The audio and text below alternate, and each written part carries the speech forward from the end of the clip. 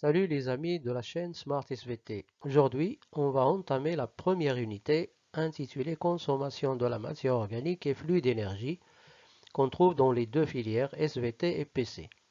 Mais avant d'entrer dans le vif du sujet, essayons d'abord d'expliciter, de comprendre les différents termes du titre. Donc, les objectifs de la vidéo peuvent être subdivisés en trois axes. Premier axe, qu'est-ce que c'est que la matière? Deuxièmement, qu'est-ce que c'est que la matière organique? Et troisième et enfin, qu'est-ce que c'est que l'énergie et qu'est-ce qu'on entend par flux d'énergie? On se voit après la petite pause musicale.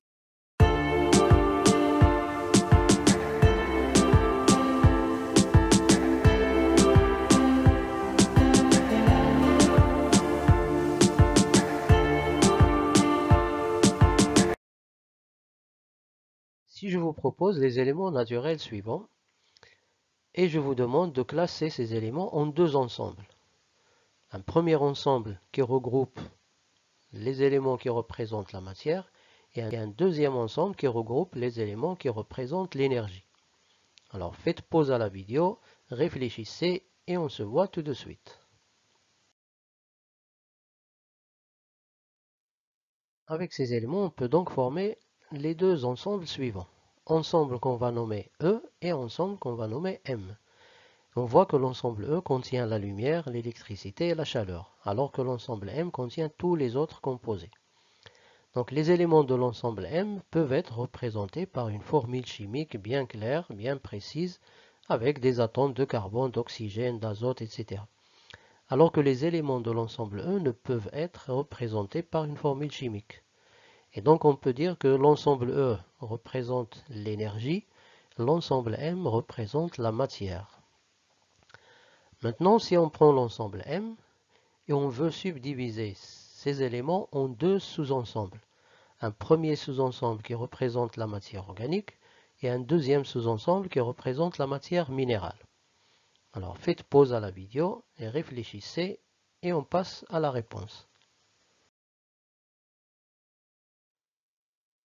Voyons les deux sous-ensembles qu'on peut former, soit le sous-ensemble M1 et le sous-ensemble M2. Alors si on compare les deux sous-ensembles, on voit que pour M1, tous les éléments contiennent à la fois du carbone et de l'hydrogène. Alors pour M2, on va trouver soit le carbone, soit l'hydrogène. Et même parfois, il n'y a ni carbone ni hydrogène. Donc M1, le sous-ensemble M1 représente la matière organique, dans laquelle on trouve toujours du carbone et de l'hydrogène. Pour le sous-ensemble M2, il représente la matière minérale, qui lui manque soit le carbone, soit l'hydrogène, soit les deux. Pour résumer, on a trois ensembles distincts. Le premier qui contient la lumière, l'électricité et la chaleur, il représente l'énergie. Le deuxième ensemble, qui contient le glucose, les acides gras, etc., représente la matière organique, dans laquelle on trouve toujours du carbone et de l'hydrogène. Et le troisième et le dernier, il représente la matière minérale, qui lui manque soit le carbone, soit l'hydrogène, soit les deux. Alors, premier bilan de ce qu'on a vu jusqu'à présent. Qu'est-ce que c'est que la matière? C'est tout élément composé d'atomes et qui a donc une masse mesurable. Alors bien sûr, les atomes peuvent se combiner pour former des molécules. Rappelons à ce propos que la chimie, c'est cette science qui s'intéresse à l'étude de la matière, c'est-à-dire l'étude des molécules et des atomes. Deuxième point, la matière organique. C'est toute matière contenant obligatoirement des atomes de carbone et d'hydrogène. Alors c'est ce qui fait qu'elle est combustible et elle contient de l'énergie. Rappelons également que la chimie organique, c'est cette branche de la chimie qui s'intéresse justement à l'étude de la matière organique ou des molécules organiques. Alors, voyons quelques erreurs qu'il faut éviter. Premièrement, la matière organique est la matière qui contient du carbone. Alors le carbone, il est obligatoire, mais il est insuffisant. Alors prenons l'exemple du CO2, il contient du carbone, mais ce n'est pas une molécule organique. Un autre exemple, le CaCO3 ou le carbonate de calcium, Il contient également du carbone, mais ce n'est pas une molécule organique. Deuxième erreur, la matière organique est la matière qui contient du carbone, de l'hydrogène et de l'oxygène. Alors ici, l'oxygène n'est pas essentiel. Par exemple, on a le méthane, le CH4, il ne contient pas d'oxygène. Le C4H10, le butane, ne contient pas d'oxygène, et pourtant ce sont des molécules organiques. Troisième et dernière erreur, la matière organique, c'est les glucides, les protides et les lipides uniquement. Alors, les glucides, les protides et les lipides, ce sont des substances, des molécules organiques, mais ce ne sont pas les seuls. Donc ce sont quelques éléments d'une liste très très longue.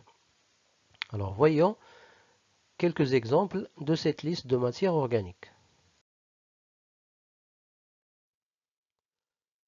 Alors bien sûr, on va trouver glucides, protides et lipides, mais on peut trouver également les vitamines. Vitamines A, B, C, D, etc. N'oublions pas les acides nucléiques, ADN et ARN, qu'on va étudier dans l'unité génétique. L'année dernière, vous avez parlé de la chlorophylle dans le contexte de la photosynthèse chez les plantes. C'est une molécule organique. Alors, est-ce les seules substances organiques? Pas du tout. On trouve également la caféine, par exemple, qu'on trouve dans le café. La nicotine qu'on trouve dans le tabac ou dans la cigarette. Les pénicillines, premier antibiotique découvert par l'homme. L'éthylène, le plastique, etc., etc. Donc la liste est assez longue.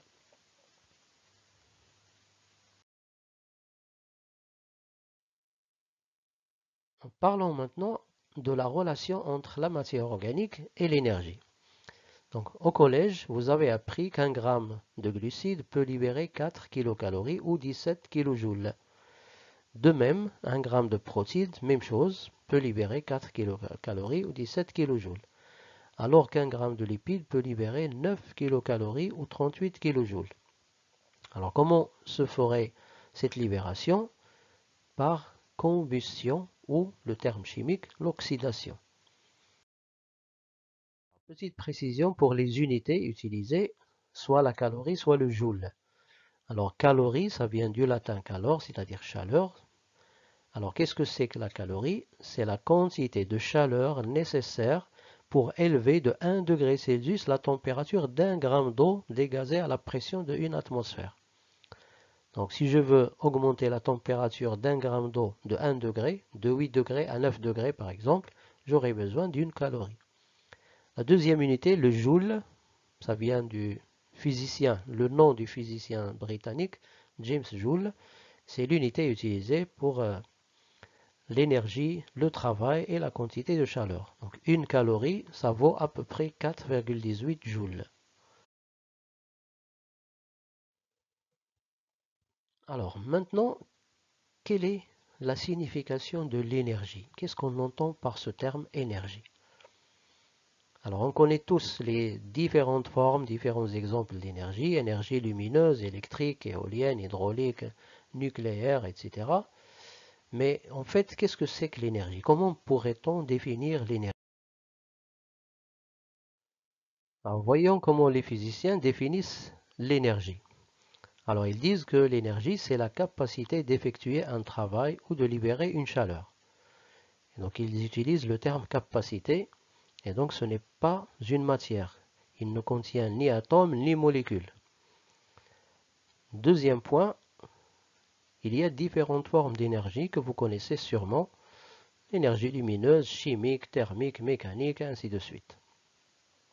Troisième point, l'énergie peut être convertie d'une forme en une autre.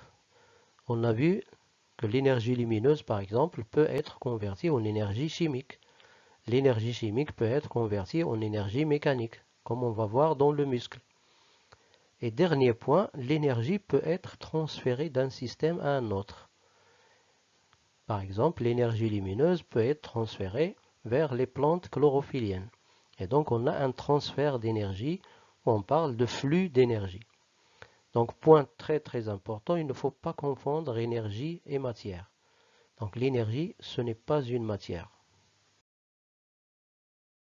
Une autre erreur qu'on entend assez souvent, l'énergie est l'ATP, ou bien l'ATP c'est l'énergie.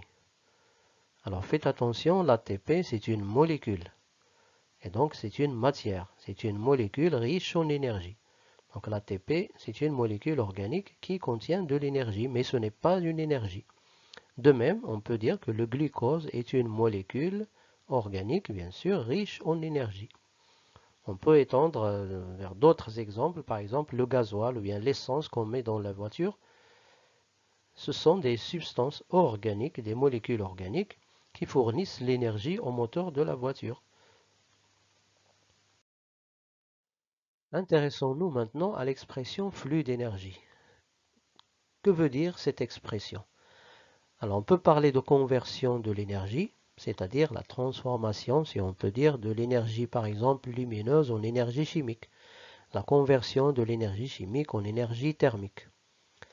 On peut également parler de libération de l'énergie. La matière organique va être oxydée et va libérer l'énergie. On peut parler de l'extraction de l'énergie, donc une cellule vivante qui va extraire l'énergie du glucose. Mais est-ce qu'on peut vraiment parler de production de l'énergie? Est-ce qu'il y a une cellule vivante ou bien un système physique qui produit vraiment de l'énergie à partir de rien? Bon, la question est posée. Voyons maintenant le flux d'énergie dans les écosystèmes terrestres. L'origine de l'énergie dans les écosystèmes terrestres, c'est le soleil, c'est l'énergie lumineuse qui va être captée par les plantes vertes ou les organismes chlorophylliens. Alors, ils vont utiliser le CO2, l'eau et les sels minéraux pour produire la matière organique. Et qui dit matière organique dit énergie chimique. La matière organique contient une énergie chimique. Donc c'est pourquoi les plantes vertes sont appelées dans le langage écologique, sont appelés producteurs, car ils produisent leur propre matière organique à partir de la matière minérale. Et donc on a là un exemple de conversion de l'énergie. L'énergie lumineuse a été convertie en énergie chimique par les plantes vertes. Par la suite, viennent les consommateurs de type 1, les animaux herbivores qui vont consommer ces plantes vertes et donc ils vont consommer la matière organique et l'énergie chimique avec. Et là, on a un flux d'énergie depuis le soleil jusqu'au consommateur, consommateur type 1, consommateur de niveau 2, etc. Et donc l'énergie lumineuse qui était dans le soleil a été convertie en énergie chimique par les plantes vertes, qui a été consommée par les consommateurs et convertie en une autre énergie chimique et peut-être en énergie mécanique, énergie thermique et ainsi de suite. Ainsi, l'énergie lumineuse est convertie en énergie chimique qu'on trouve dans la matière organique, qui va elle-même être convertie en une autre forme d'énergie chimique qui sera utilisée par les cellules, soit dans le transport actif, soit dans la synthèse de la matière organique. Elle peut être convertie également en énergie mécanique. Le meilleur exemple, c'est la contraction musculaire qu'on va étudier après. Et enfin, elle peut être convertie en énergie thermique. Résumons ce qu'il faut retenir de cette vidéo. Premièrement, la matière. On a dit que la matière, c'est tout élément composé d'atomes et qui a donc une masse mesurable. Et bien sûr, les atomes peuvent se combiner pour former des molécules. Deuxièmement, la matière organique. C'est toute matière contenant des atomes de carbone et d'hydrogène. Cette matière organique contient donc une énergie qu'elle peut libérer par combustion ou oxydation. Troisième point important, l'énergie. On a dit que c'est la capacité d'effectuer un travail ou de libérer une chaleur. Donc ce n'est pas une matière. On arrive enfin au test d'auto-évaluation de la fin de la vidéo. Alors premier test, choisir pour chacun des items ci-dessous les deux affirmations correctes en cochant leur case. Donc faites attention, il y a deux affirmations correctes et non pas une seule. Première proposition, la matière organique est combustible, n'existe que chez les êtres vivants, contient toujours des atomes de carbone et d'hydrogène, comprend les glucides, les lipides et les protides uniquement. est combustible? Oui, la matière organique, elle est combustible. Alors, n'existe que chez les êtres vivants? Non, il y a de la matière organique non vivante. Et donc, on ne va pas choisir B. Contient toujours des atomes de carbone et d'hydrogène? Oui. Mais voyons D, qu'est-ce qu'on a? Comprend les glucides, les lipides et les protéines uniquement. Non, pas uniquement, il y a d'autres molécules organiques. Donc, c'est C qui est correct. Donc, c'est A et C. Deuxième proposition, l'énergie. A. Une masse mesurable et indispensable à toute cellule vivante, ne contient pas d'atomes et est utilisée par les organismes vivants uniquement. A. Une masse mesurable?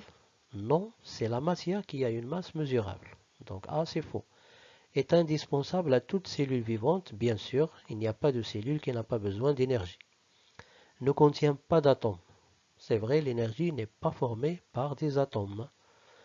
Est utilisée par les organismes vivants uniquement? Non, tous les appareils qu'on utilise quotidiennement utilisent de l'énergie. Donc c'est C, B et C qui sont corrects. Alors, deuxième test, répondez aux affirmations suivantes par vrai ou faux. Alors, prenons la première affirmation. La matière est toujours constituée d'atomes. Alors là, il n'y a rien à dire, c'est vrai, la matière est toujours constituée d'atomes. Deuxième proposition, affirmation, une molécule organique est toute molécule contenant le carbone. Non, le carbone est insuffisant, il faut qu'il y ait de l'hydrogène en plus. L'énergie lumineuse est une énergie convertie par les cellules vivantes en énergie chimique. Alors, pas toutes les cellules vivantes, seulement les organismes chlorophylliens. Enfin, toutes les matières organiques sont utilisées par les cellules comme source d'énergie. Malheureusement, non, pas toutes les matières organiques. Donc, certaines matières organiques peuvent être utilisées comme source d'énergie, mais pas d'autres.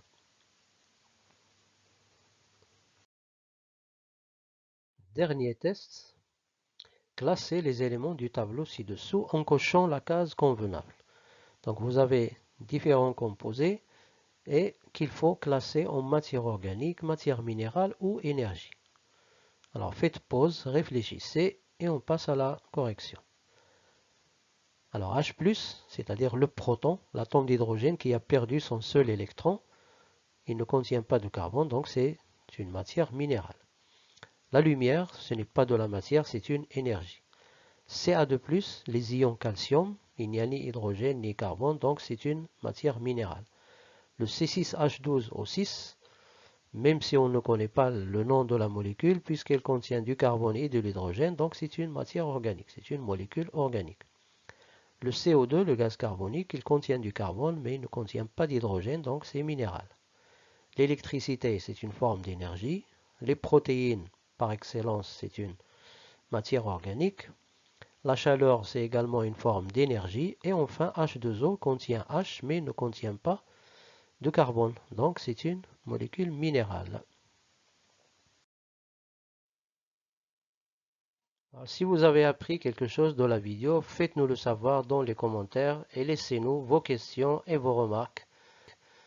Portez-vous bien et à bientôt.